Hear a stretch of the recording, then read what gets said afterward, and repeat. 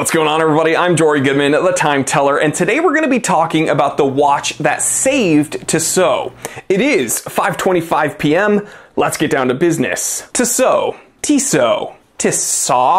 Doesn't really matter how you pronounce it. Tissot is a watchmaker that has spanned centuries. This is a very, very well-known watchmaker. They've been bringing Swiss excellence to the masses, nowadays kind of seen as a more entry-level player, but still with some beautiful watches. But did you know that there was a time that this iconic Swiss brand was kind of fading into obscurity? Seems hard to believe. But thanks to one watch, the watch I have in my hand right here, Tissot is still a very well-respected name in the watch world, a very relevant name when it comes to watch collectors. Today we're going to unravel the story of how the Tissot PRX saved Tissot. Founded in 1853, gosh, that's a really long time. Can I just say something? Now, if you say your birth year starts with 19, people think you're old. Did you know that? Yeah, that's right. All these little TikTokers with the broccoli hair. You know, dudes are wearing pearl necklaces now. That's what's going on? People born in year 2000 are now well into their 20s. What the fuck? Okay, I get it, dude. I'm not bald. All right, I'm doing this I'm trying a new style, guys. Minoxidil isn't working. Okay, I'm trying and it's not working, but I'm trying. Founded in 1853, Tissot had been known for innovations and impeccable craftsmanship, but not unlike many other Swiss watchmakers, they've had their ups and downs. I mean, let's face it, the watch market is an ever-evolving thing, and it's either innovate or be left behind. And when I say innovate, I mean innovate rapidly. In the late 20th century and early 21st century, Tissot faced stiff competition. I mean super stiff. There was also a changing perception among consumers about luxury watches. But amidst these challenges, Tissot found their first knight in shining armor, the Tissot Sea Star. That's right, first introduced in 1970 as the Sea Star, this watch with its newfangled quartz movement and kind of angular, edgy design with an integrated bracelet, boy, was it sharp. Literally, it was sharp. I mean, again, angular case shape, integrated bracelet, this was it. The Sea Star was Tissot's answer to a market that was craving new technology and sports luxury. Tissot invested heavily in this new Sea Star, and in 1980, thereabouts, they registered the name PRX. PRX stood for Precise, Robust, and the Roman numeral 10. And the 10 represented the 10 bar for its 100-meter water resistance rating. So they were really trying to let you know this is a refined,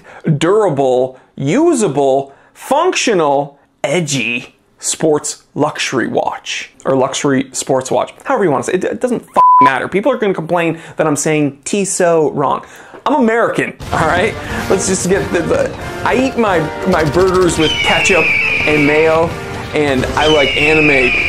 I'm a God-fearing American just like the rest of y'all, alright? But fine, Tissot PRX, whichever you prefer. This watch was a blend of sportiness and elegance, and it was an instant hit. This new Sea Star in many ways redefined Tissot's image amongst watch buyers. But unfortunately, as time went on, Tissot's popularity kind of dwindled once again, and this is truly a story of ups and downs, because guys, just because you're in good standing for one set of years doesn't mean that it's going to last forever. It's kind of, you know how fads are cyclical? Like people are wearing bell bottoms again, or maybe that's not cool, but like bowl cuts are cool because like all the kids are having like this kind of like broccoli hair. I don't know what the fuck's going on, all right? I am old. But things that are cool become uncool until they become cool again. That's what I'm trying to say. And uncool Tissot became. In the 1990s, Tissot just was pretty unpopular. At least to watch aficionados. And unfortunately, the early 2000s weren't much better for Tissot in the watch collecting world. This brand was pretty much relegated to like the entry-level space of Swatch Group. No one was really considering them as a viable collector piece. No one was really interested in what they had to offer throughout the 90s and early 2000s. And unfortunately, the early 2000s weren't much kinder to Tissot. I mean, they were just seen as another entry-level Swatch Group product.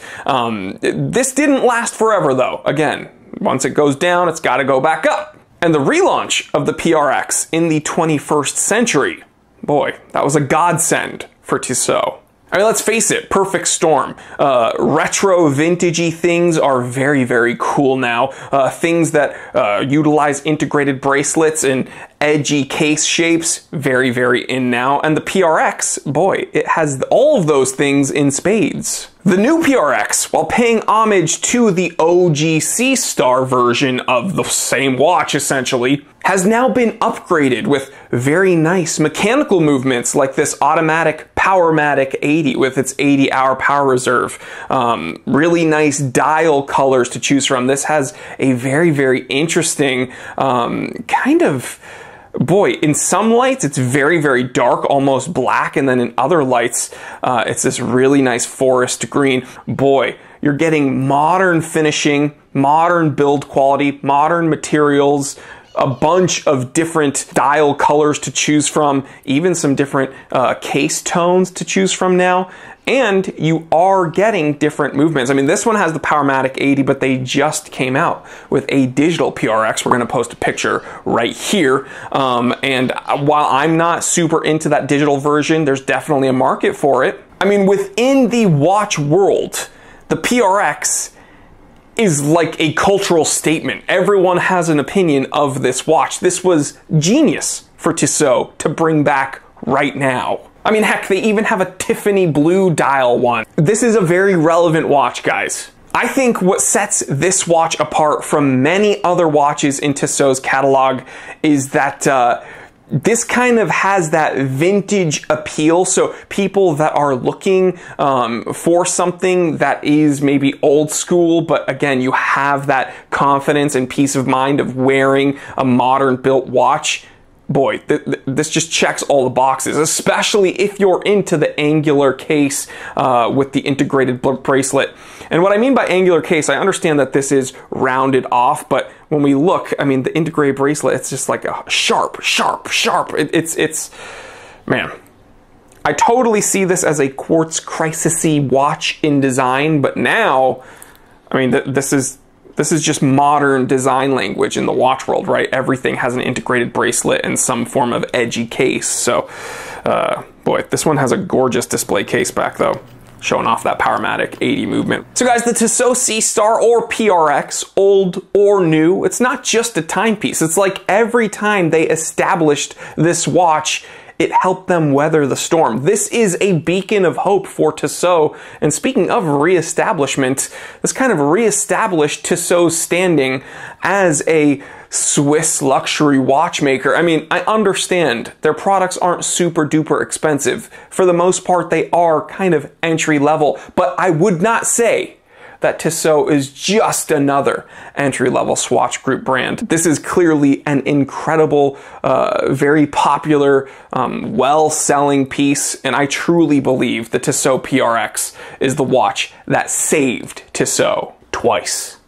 From near obscurity to being on the wrists of countless watch enthusiasts worldwide, the journey of the Tissot PRX is a testament to the brand's resilience, vision, and commitment to excellence.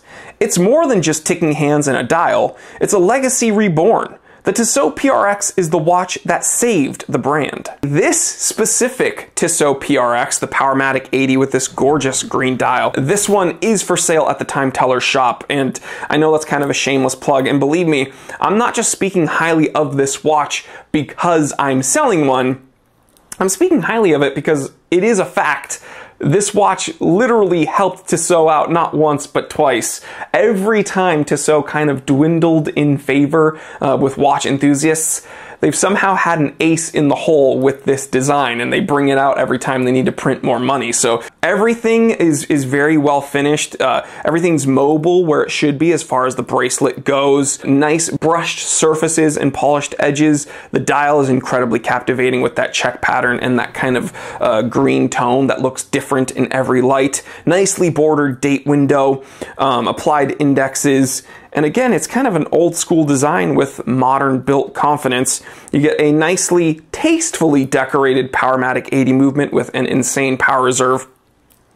100-meter water resistance rating, no threaded crown, but this is still good enough, more than good enough, to be an everyday kind of luxury sports watch, especially if you're into the edgy integrated bracelet design. So you can catch this at thetimetellershop.com. We'll leave a link in the description below. And I hope you enjoy this little history lesson of the watch that saved Tissot. I will catch you on the next one. Stay happy, stay healthy, stay blessed. Excuse me. Stay happy, stay healthy, stay blessed. I'm not smelling burnt toast, and I can say the ABCs, A, B, C, D, or X, Y, Z, but I think I maybe just had a stroke. Anyway, I'll see you on the next one. I'm Jory Goodman, the Time Teller. Always remember, I didn't invent time. I just tell it. Hit marker.